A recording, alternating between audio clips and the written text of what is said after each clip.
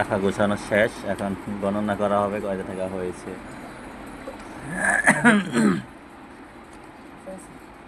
দেখি গণা শুরু করেন।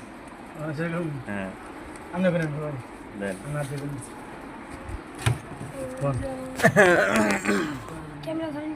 ধরো। বিসমিল্লাহ। আপনারা দেখতে থাকেন কত টাকা হতে পারে। 1 মাস হয় নাই, 1 মাসের এরকম সময় 7, 8, 9, 10, 11, মনে মনে মনে মনে করেন, পরে জানাবেন। মনে মনে মনে মনে মনে মনে মনে মনে হ্যাঁ, মনে মনে করেন। হ্যাঁ, লাস্টে বলবেন যাতে একটা সারপ্রাইজ হয়। আমরা যাবো তার থেকে যেন বেশি হয়। তারা কি গুণ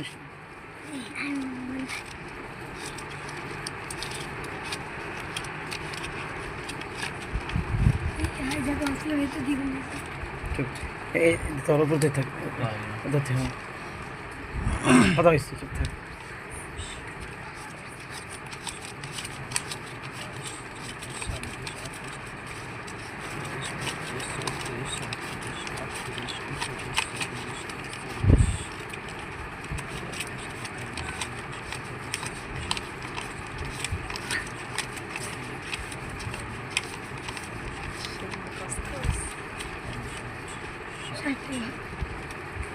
টাকার বাজনা দেখছেন? নতুন টাকার বাজনা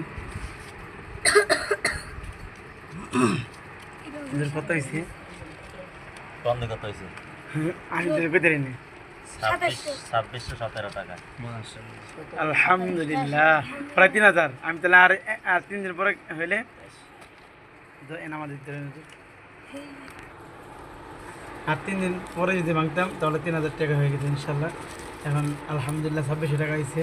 আমি অনেক খুশি। এটা 1 মাসও হয় নাই, এক মাসের কম টাকার এইগুলো আছে। ঠিক আছে, আপনারা চাইলে এরকম একটা ব্যাংক বানায় সঞ্চয় করতে পারেন। ঠিক আছে, অল্প দিনে 3000 টাকা জায়গা আমি মনে করি যদি এই অল্প দিনে 3000 টাকা হয়েছে, আর যদি 1-2 মাসে আমি যদি জমাইতাম কমপক্ষে 10,000 টাকা হইতো। কি হতো, হইতো না?